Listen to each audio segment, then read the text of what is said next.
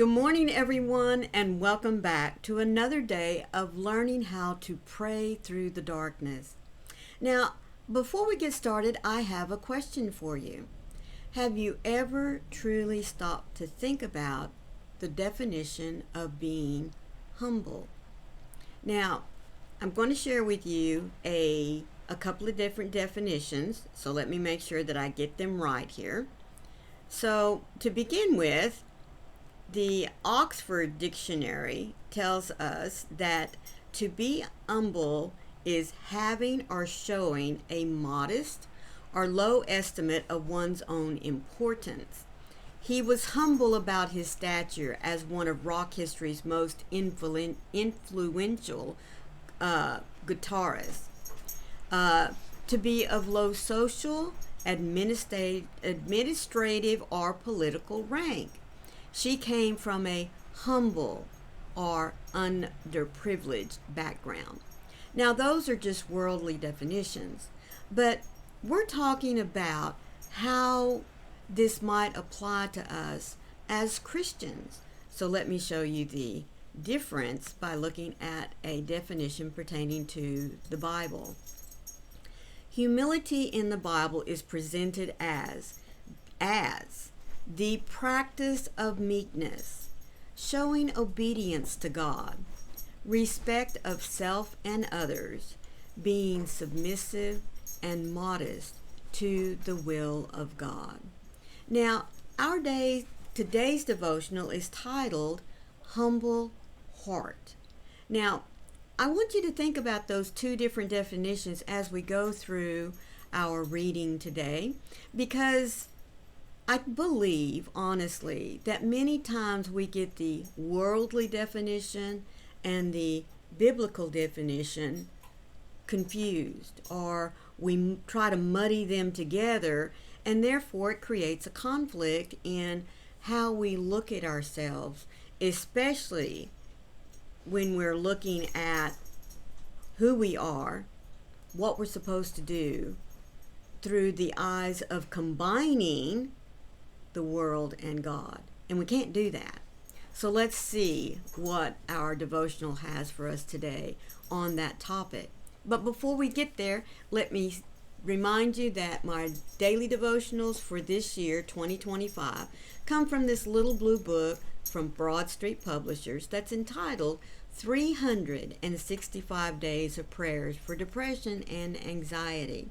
Now, I've left a link for you down in the description box, so please, if you want to have your own copy, be sure you go down there, copy that link, and go look for it. It'll take you right to it.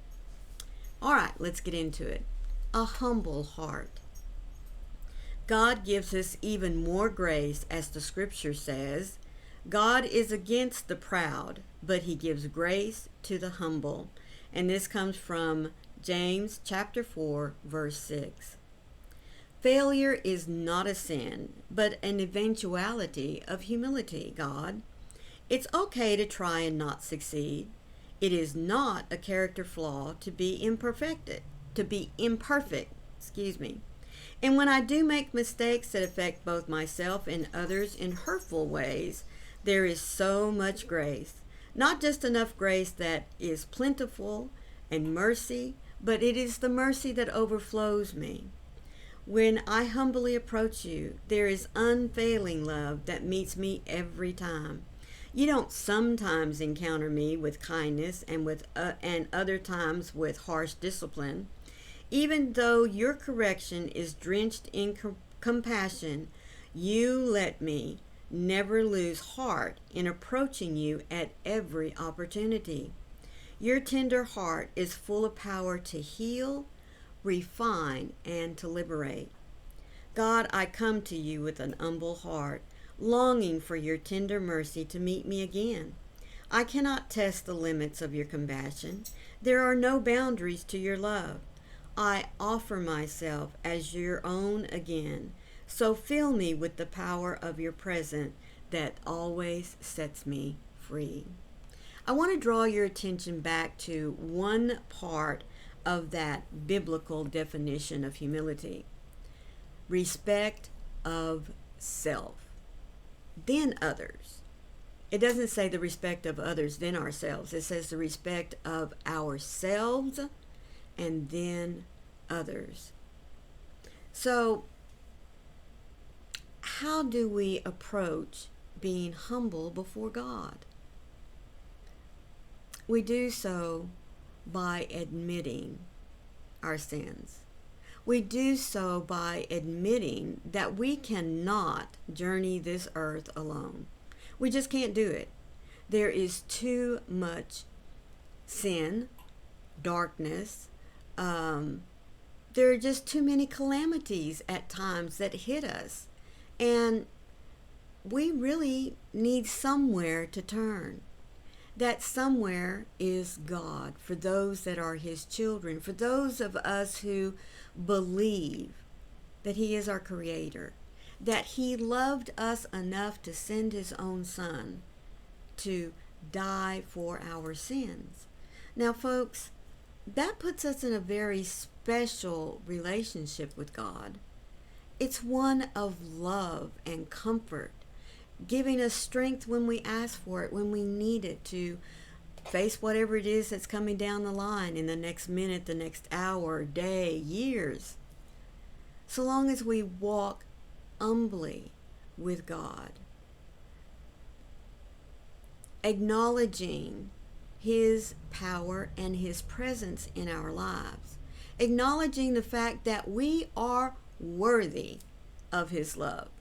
Number one, as children in Bible school, we've been shown that little picture of Jesus standing at the door and knocking.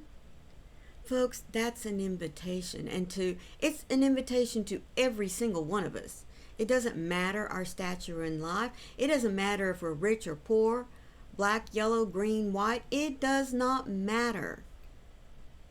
Jesus was there offering us an invitation. So that right there tells us that we are worthy. I've told you many times, God does not create trash. God creates us in His image. And by being in His image, quite frankly, that means there's nothing wrong with us. We just happen to live in a sinful world. But in order to be able to be seen by God, we have to accept reality and acknowledge the fact that we are drenched in sin, and we have to come before Him clean. And what makes us clean so that we can stand in His presence is the blood of the sacrificial lamb who was His Son. Once we accept that and believe that Jesus did that for us, we become again a child of God who can stand before Him, praise Him, and to ask. See, that's the wonderful thing. We can ask for forgiveness. We can ask for strength to get us through the day.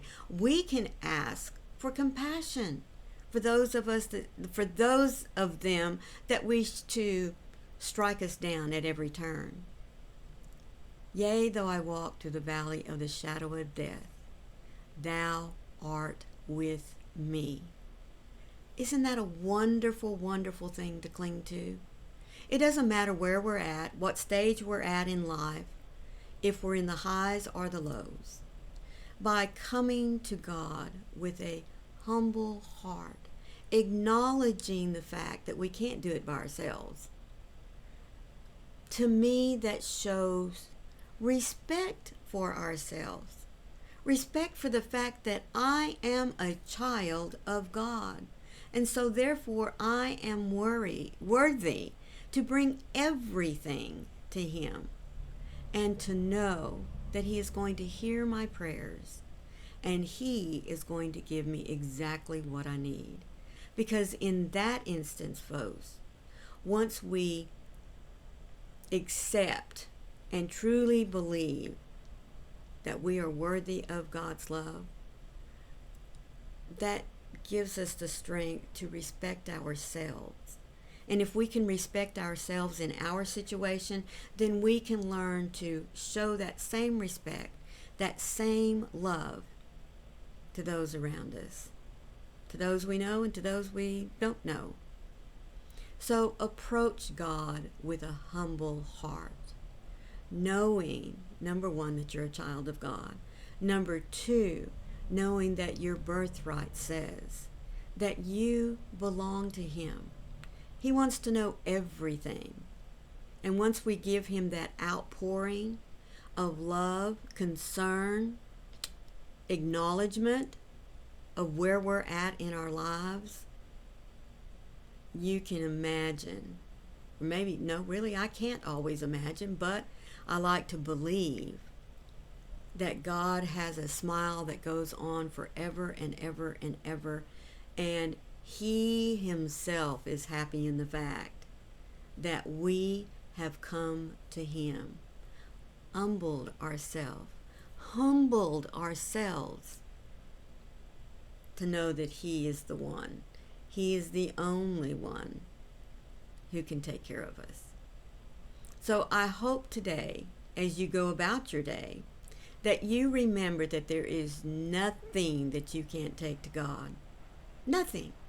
Whether it be a joy or it be a disparagement, whether it be a praise or a cry for help, He is there waiting for you to talk to Him, because He has so much that He not only wants to share with you, but to do for you. I do hope that you've enjoyed today's devotional. Please remember to leave me a little like. And if this was your first time here, thank you so much for staying this long, because I want to ask you to join my channel by hitting that subscribe button and then looking for the cute little bell with the hugs on the side, because it'll let you know every time I upload content.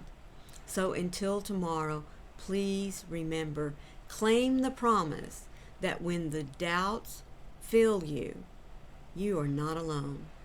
God loves you, and you are worthy of His love. I love you guys. See you tomorrow. Bye.